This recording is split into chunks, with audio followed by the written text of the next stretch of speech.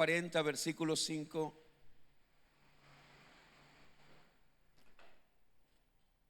Estamos hablando de las maravillas de Dios, porque nuestro Dios es maravilloso y Él hace maravillas. Y Él sigue haciendo maravillas. Él sigue haciendo maravillas. El domingo pasado hablamos de las maravillas de Dios en el Antiguo Testamento. Hoy quisiera hacer un breve resumen de las maravillas de Dios en el Nuevo Testamento. Salmo capítulo 40, verso 5.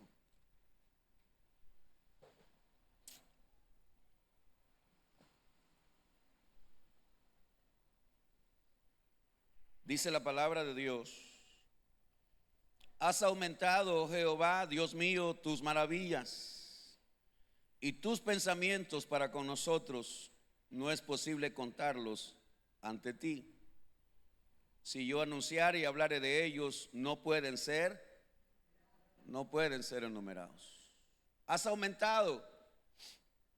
El salmista David decía: has aumentado, oh Dios mío, tus maravillas.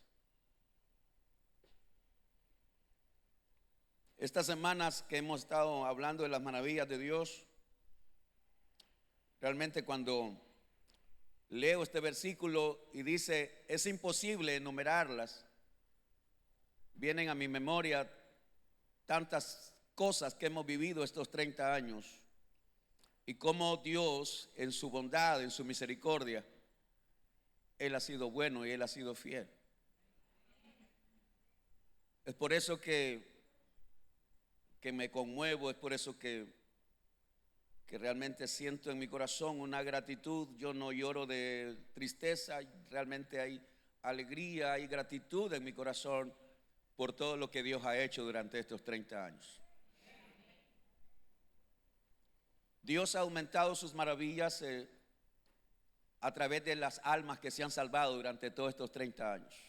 Dios ha aumentado sus maravillas en todo lo que Él ha hecho. Pero déjeme presentarle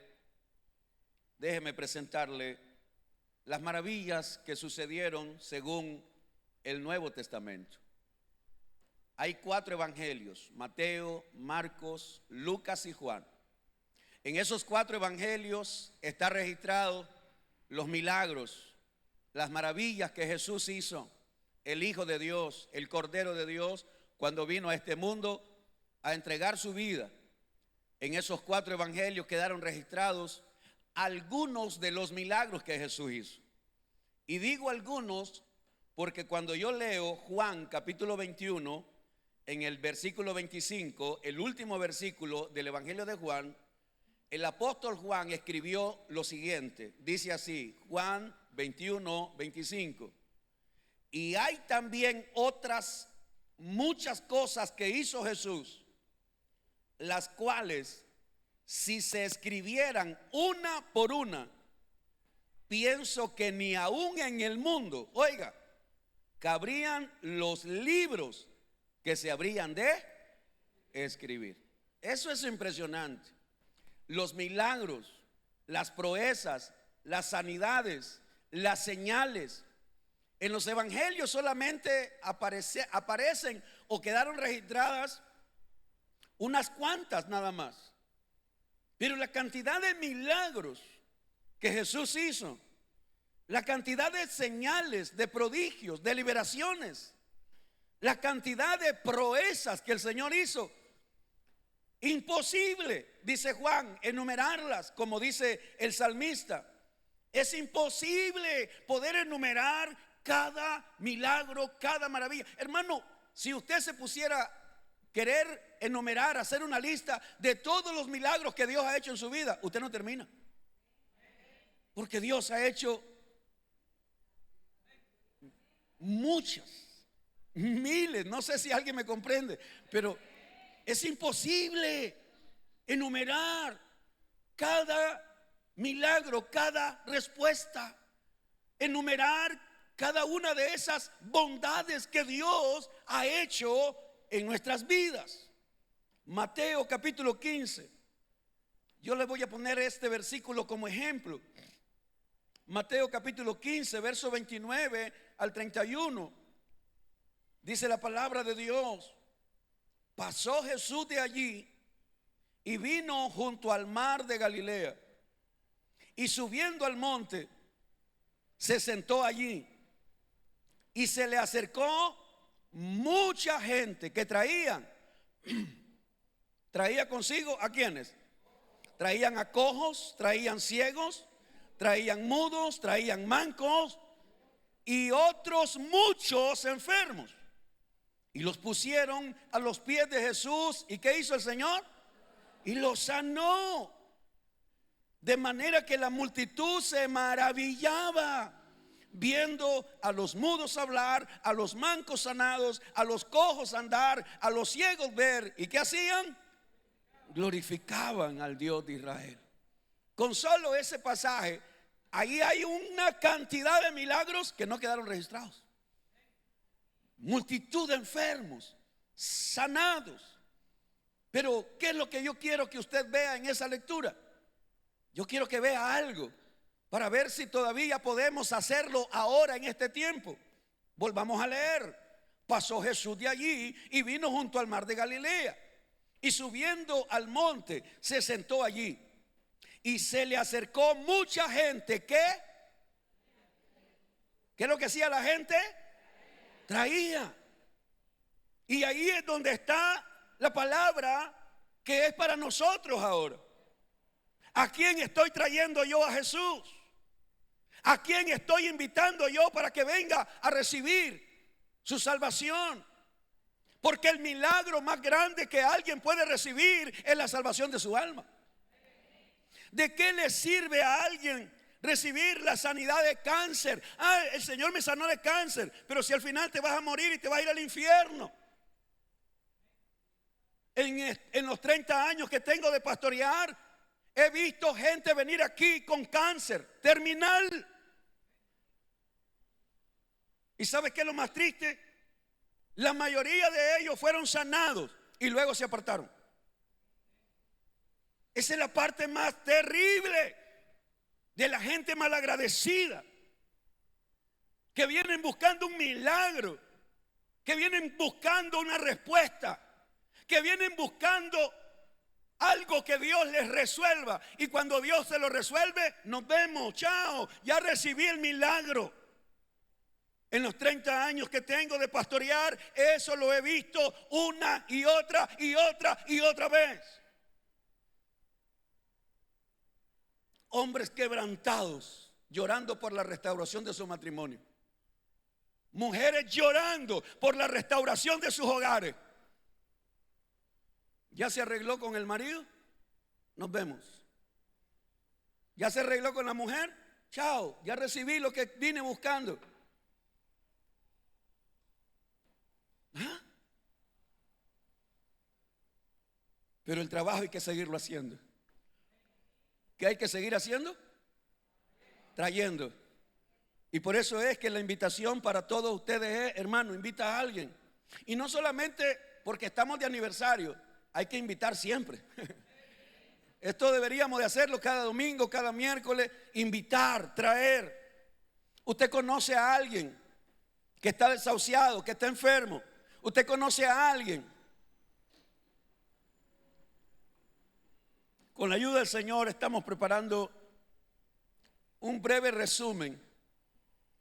Es imposible poderlos poner todos, pero un breve resumen de personas que aquí, ¿verdad?, han sido sanadas, que han sido liberadas, que han recibido un milagro de Dios.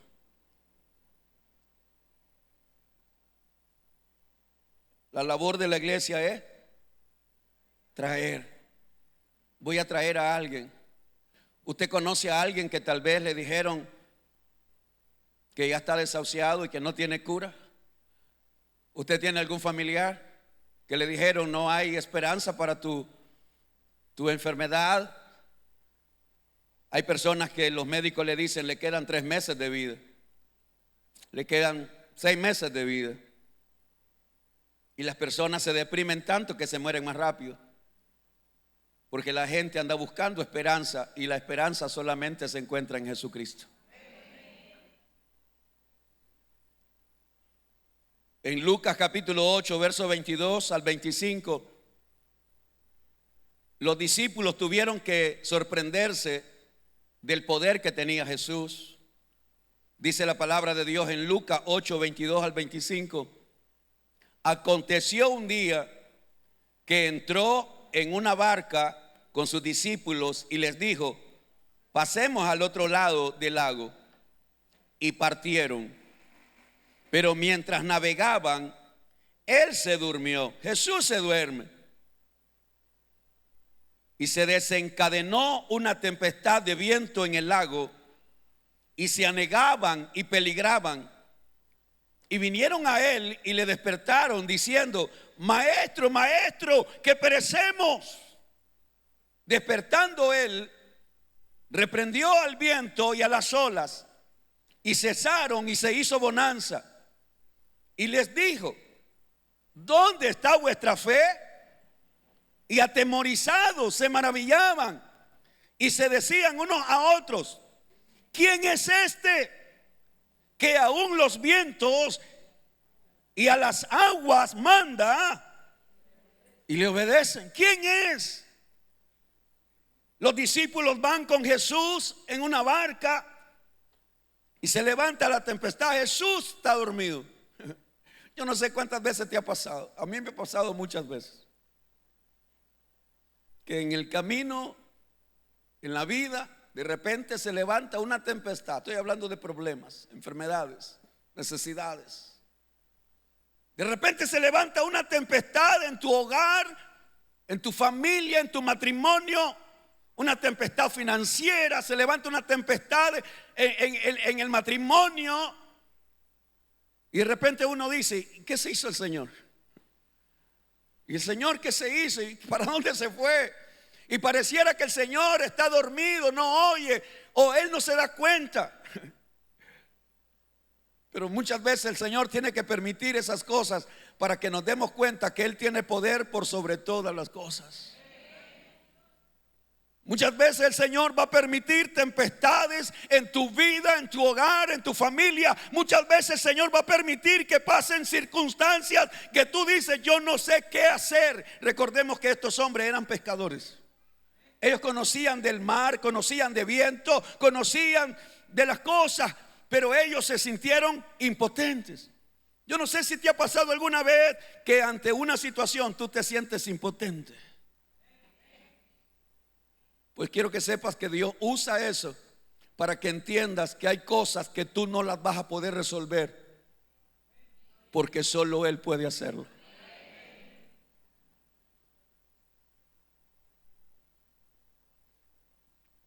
Muchas veces he estado ahí en esa barca. Muchas veces me he encontrado ahí en esa barca, donde parece que me voy a hundir, donde parece que no hay nadie que me va a salvar. He orado, he clamado, he buscado a Dios. Y a veces he preguntado: Señor, ¿dónde estás? Pero todo eso es la voluntad de Dios para que entendamos que nuestra vida debe estar dependiendo solamente de Él.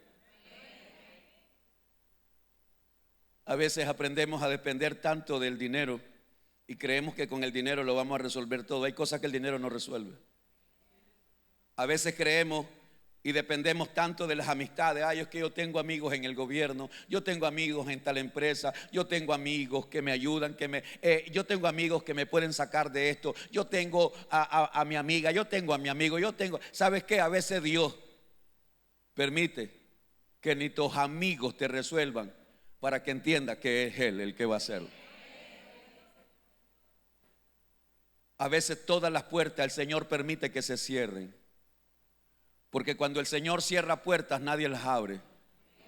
Y a veces el Señor permite que todas las puertas se cierren. ¿Sabes para qué? Para que entiendas que solo Él es el que las puede abrir.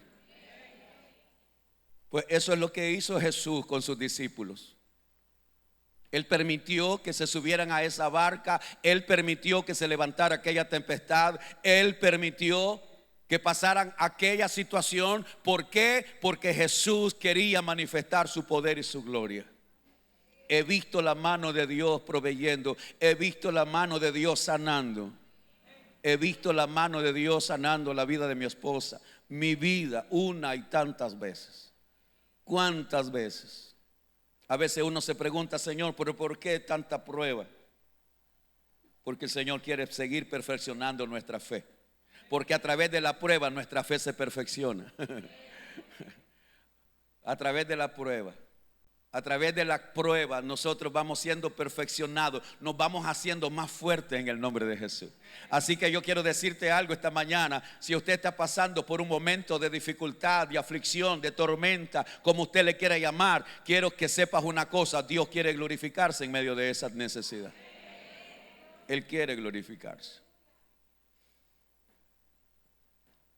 Yo no entiendo cómo hay pastores que dicen que los milagros solamente eran para el tiempo de Jesús. No lo entiendo, pero lo respeto, porque no me gusta criticar a nadie. Cada quien tiene derecho a creer lo que sea.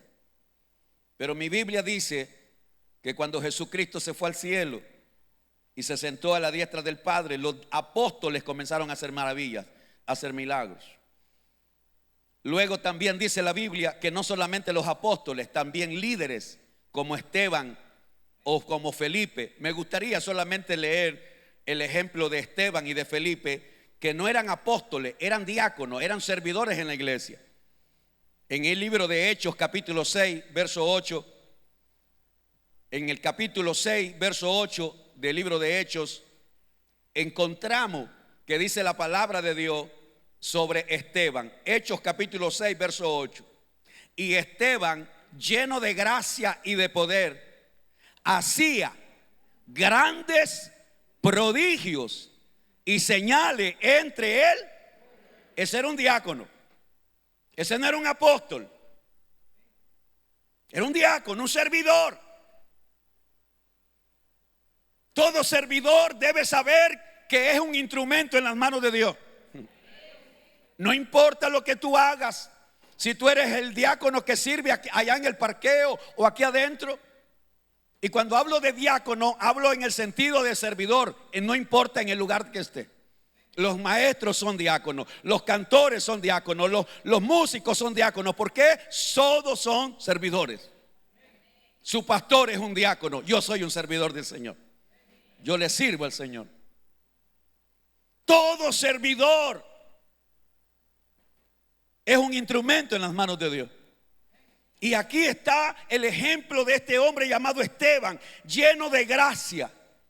Los servidores deberíamos estar llenos de esa gracia y llenos de poder. Hacía grandes prodigios y señales entre el pueblo. Hechos capítulo 8, versos 5 al 8. Este otro servidor llamado Felipe, otro diácono.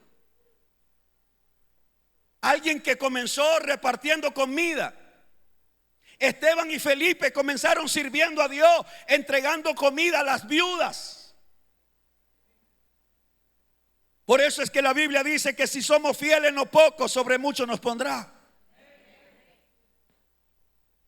Yo comencé sirviendo al Señor con 2 ancianas, con 2 siervas, con 2 mujeres de fe.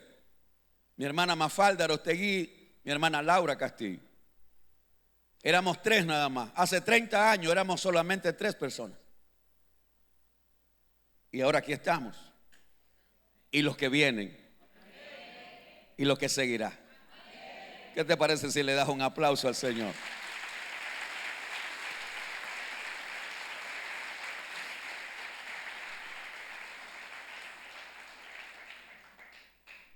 Entonces Felipe, Hechos capítulo 8, verso 5.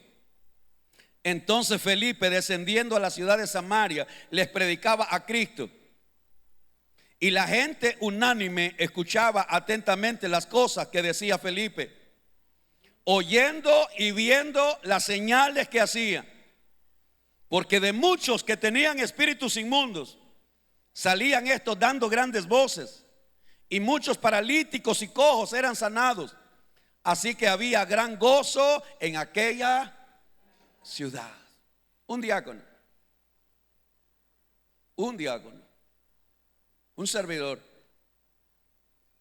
Alguien que ha entendido que no puede callarse, que tiene que predicar, que tiene que hablar, que tiene que testificar. Un diácono que sabe que tiene la responsabilidad de compartir el evangelio de Cristo, las buenas nuevas. Y ahí está el Señor usando la vida de estos servidores. Y hago esta aclaración porque usted va a escuchar en internet, va a escuchar a muchos predicadores diciendo: los milagros solo eran para Jesús y los apóstoles. Los milagros solo eran para Jesús, porque Jesús es el Hijo de Dios, sí, y solo los apóstoles. De ahí nadie más tiene derecho a hacer milagros, porque se acabaron. Los milagros se acabaron. Eso lo he oído a muchos predicadores y pastores, lamentablemente. Pero yo sigo creyendo que Jesucristo es el mismo de ayer, de hoy y por los siglos de los siglos. Si alguien lo cree, alábelo a Él.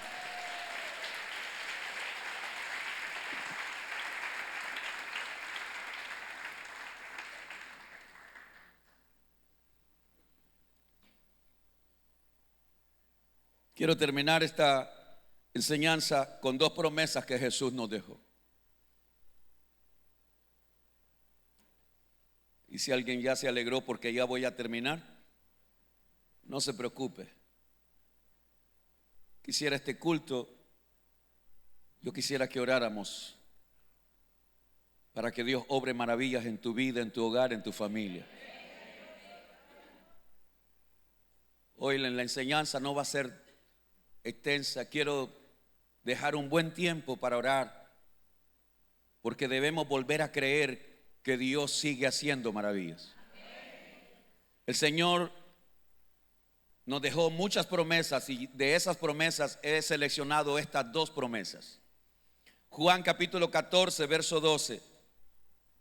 Juan capítulo 14, versículo 12. Aquí encontramos una promesa impresionante que nos dejó Jesús. Juan 14, 12 dice: de cierto os digo, el que en mí cree, ¿qué dice? Léalo si puede. Las obras que yo hago, Él las hará también, y aún mayores hará, porque yo voy al Padre. ¿No cree usted que es una promesa impresionante esa? Qué poderosa. De cierto os digo, el que en mí cree. ¿Qué dice? El que en mí cree. O dice el que sea pastor, o dice el que sea apóstol, o dice el que sea profeta. No, el que en Él cree. Ahora yo le pregunto, ¿usted cree? Entonces esa promesa es para usted. El que en mí cree, el que en mí cree, las obras que yo hago, Él las hará también, y aún mayores hará. ¿Por qué? Porque yo voy al Padre. Solo te voy a poner un ejemplo tal vez. ¿Cuándo se cumplió esa promesa? Cuando Pedro predicó su primer mensaje. Cuando Pedro predicó su primer mensaje, ¿sabe usted cuánta gente se le convirtió a Pedro? 3,000. A Jesús nunca se le convirtieron 3,000. A Jesús nunca se le convirtieron 3,000 personas, ni tampoco se bautizaron.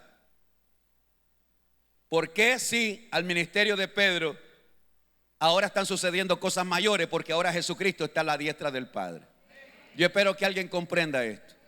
No es que Pedro era superior a Jesús, no es que ahora nosotros somos superiores a Jesús, nunca, jamás vamos a ser superiores a Él. Pero Él prometió que Él iba a usar nuestras vidas. El Señor prometió que nosotros íbamos a ser instrumentos en sus manos, y que íbamos a hacer cosas mayores. Pero es para su gloria. Es para su gloria. Cualquiera diría, el ministerio de Jesús fue un fracaso. ¿Por qué? Porque Jesús terminó con 120 personas.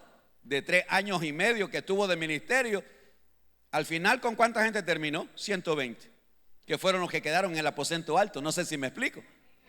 120 personas. ¿Cómo es posible? Si nadie hizo tantos milagros como él. Sí, pero 120 personas. Al final, eso fue lo que quedó. Y ahora viene Pedro con una sola prédica. 3,000 personas se convierten y 3,000 personas se bautizan. ¿Está cumpliendo el Señor su promesa? Y Él la puede seguir cumpliendo. Es por eso que hoy debemos seguir hablando. Es por eso que hoy deberíamos de seguir anunciando, proclamando, testificando. Porque el Señor dijo, recibiréis poder. ¿Pero para qué el poder? Para que seamos testigos de Él. Para que demos testimonio de sus maravillas. Vamos a hacer cosas mayores en el nombre de Jesús. Hermano, amado hermano, mire, a mí nadie me enseñó a hacer las cosas más que el Espíritu Santo. Hace 30 años, cuando yo comencé a servir al Señor, yo no me podía imaginar que Dios me podía usar a mí para ser un instrumento para sanar a alguien. No, yo no tenía el valor de orar por alguien. Yo no tenía el valor de orar por un enfermo.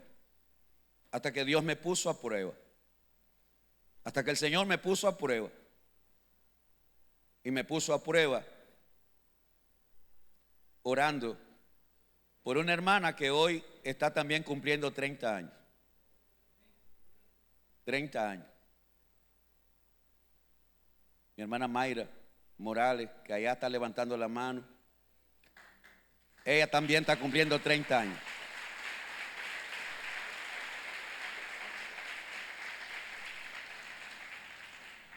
En quien Dios se glorificó en ella.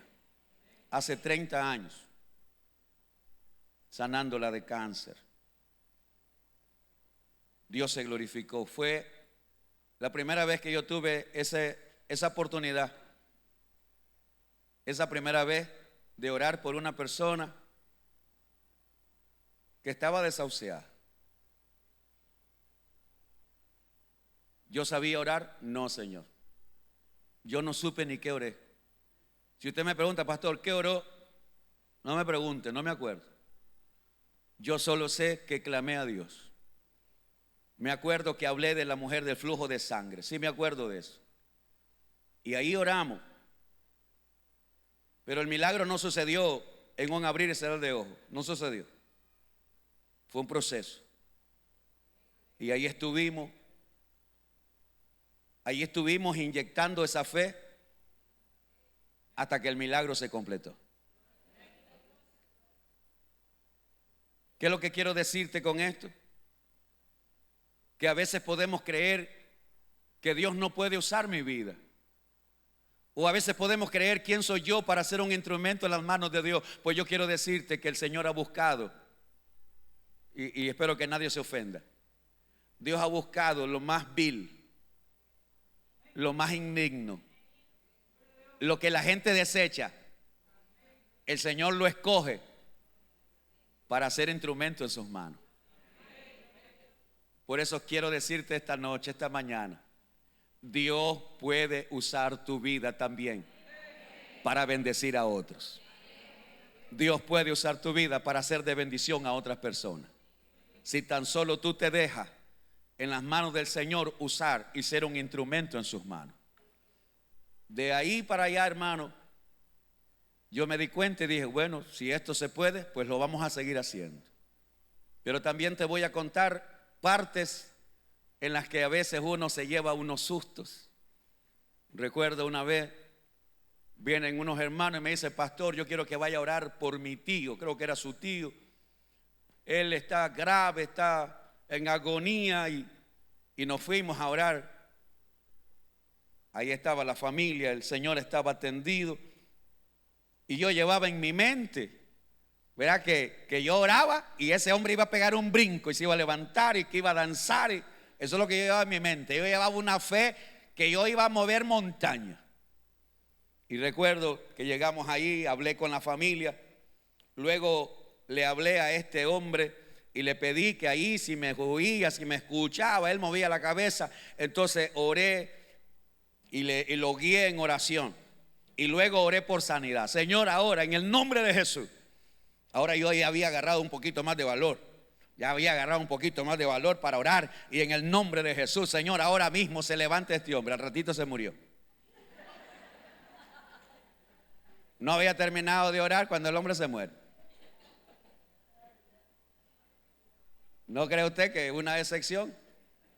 Pues a veces Dios nos hace saber que la decisión de salvar o de sanar es de Él. Ahora, eso no me quitó a mí el deseo de seguir orando por la gente enferma. Porque nosotros hacemos nuestra parte, Dios hace la que solo Él hace. Y eso lo he visto muchas veces. He ido a hospitales a orar y la gente se muere, la gente se sana. Porque el milagro no depende del pastor ni de usted. El milagro no depende que si usted le echó aceite, si no le echó aceite. El milagro no depende si lo regamos con agua bendita. El milagro no depende, no, Señor. El milagro depende solamente de la voluntad de Dios. Yo sigo orando por la gente, sigo bendiciendo a la gente, porque sé que Dios todavía hace maravillas y hace milagros. Marcos capítulo 16. Si puede ir pasando, mi hermano Manuel. Marcos capítulo 16, versos 17 y 18. La palabra del Señor dice así. Marcos capítulo 16, versos 17 y 18. Y estas señales seguirán a quienes, a los que creen. No dice a los pastores, no dice a los apóstoles, no dice a los profetas. Estas señales seguirán a quienes, a los que creen. ¿Usted cree? Entonces esta promesa es para usted. Estas señales seguirán a los que creen. En mi nombre echarán fuera demonios, hablarán nuevas lenguas, tomarán en las manos serpientes, y si bebieren cosas mortíferas no les hará daño. Lea conmigo lo que sigue. Sobre los enfermos pondrán sus manos y sanarán.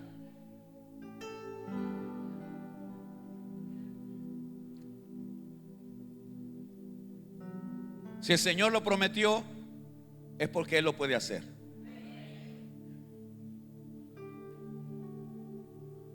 Antes de entrar a la oración, yo solo quiero hacer una observación. Por si acaso queda la duda en algún hermano ahí que va a ir a buscar una culebra para ver que le pique y no se muera. Porque ahí está, tomarán serpientes. El otro día estaba mirando un video, un pastor en Estados Unidos. No sé si fue en Estados Unidos, pero en un lugar donde hablan inglés. Hablan idioma extranjero. No sé tampoco si era inglés, no sé. Y este pastor tenía una gran culebra venenosa. Él estaba predicando y estaba predicando este pasaje. Y él agarraba la culebra y la culebra se le enrollaba, y en eso la culebra lo pica, lo muerde. Y lo que él quería demostrar es que lo que el Señor dice allí es que a él la serpiente le iba a morder, le iba a picar, y que él no se iba a morir. Al rato el pastor comienza, ¡pah! Pegó el costalazo, muerto. Y entonces Dios no cumplió su promesa. No, espérate. Dios no te mandó a buscar culebra y a hacer juegos con culebra. Pero se lo puedo demostrar con la vida de Pablo. Cuando Pablo llegó a una isla, Pablo agarró leña, o fue a buscar leña para echarlo al fuego, y dice que en eso una serpiente venenosa, se le pegó en la mano. Y la gente de allí sabía qué tipo de culebra era esa, y esperaban que Pablo cayera muerto y se soplara. Pero Pablo no se murió. ¿Por qué el veneno no tuvo efecto? Porque él no andaba buscando culebra. Fue un accidente. Un accidente. He oído de pastores misioneros que han ido a otros lugares y les han dado en refresco o en comida, les han dado veneno y no se han muerto. Y aquí está la promesa de lo que el Señor dijo aquí: comerán cosas mortíferas y no les hará daño. Dios ha guardado y Dios guarda a sus siervos,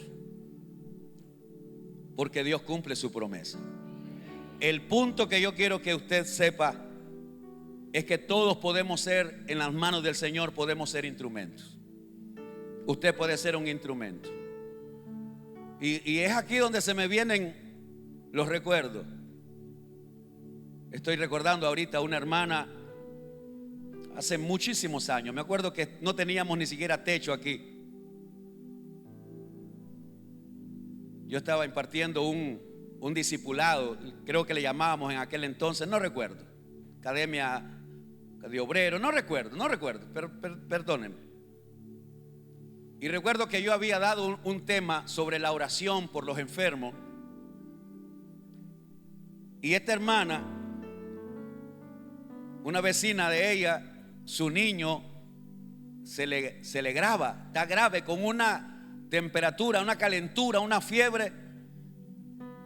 Y en eso la vecina llega con el niño a prestar dinero porque la tiene que llevar para el hospital. Y esta hermana, que ni siquiera se había bautizado, ella estaba preparándose para bautizarse. Ella le dijo: ¿tú crees que el Señor la puede sanar? Sí, le dice. Y me dice: pastor, ¿usted sabe qué hice yo? Yo fui a la cocina a traer aceite de cocina, me dice. Y yo agarré aceite de cocinar, me dice. Y yo dije: en el nombre de Jesús. Y yo me eché aceite, pastor. Me eché aceite de cocinar, me dice. Y yo oré por ese niño. Pero yo oré con fe en el nombre de Jesús. Y mire, pastor, estábamos terminando la oración y el niño se sanó. Pero fue instantáneo, me dice. Fue instantáneo la sanidad. ¿Qué es lo que te quiero decir? Que para el que cree, todo es posible. Y yo puedo seguirte dando testimonio de cosas que hemos vivido en estos 30 años. Pero yo quiero decirte esta mañana: Dios puede usar tu vida. Dios quiere usar tu vida. ¿Para qué? Para que seamos de bendición a otras personas. Vamos a adorar a Dios. Vamos a orar a Dios esta mañana. Y vamos a decirle a Él, vamos a reconocer que Él es el mismo que hace maravillas. Y si en lo que estamos orando o adorando hay alguien en medio de la congregación que está padeciendo de alguna infección, enfermedad, o tiene alguna enfermedad incurable y usted quiere venir al altar a moverse en fe, yo no te voy a llamar. No, yo a nadie voy a llamar. Solamente personas que dicen: en el momento que estemos orando, usted desea mover sus pasos y venir acá adelante para venir y decirle: Señor, aquí estoy para adorarte, para esperar en ti, Señor, en el nombre de Jesús. Padre, te damos gracias en esta mañana. Señor,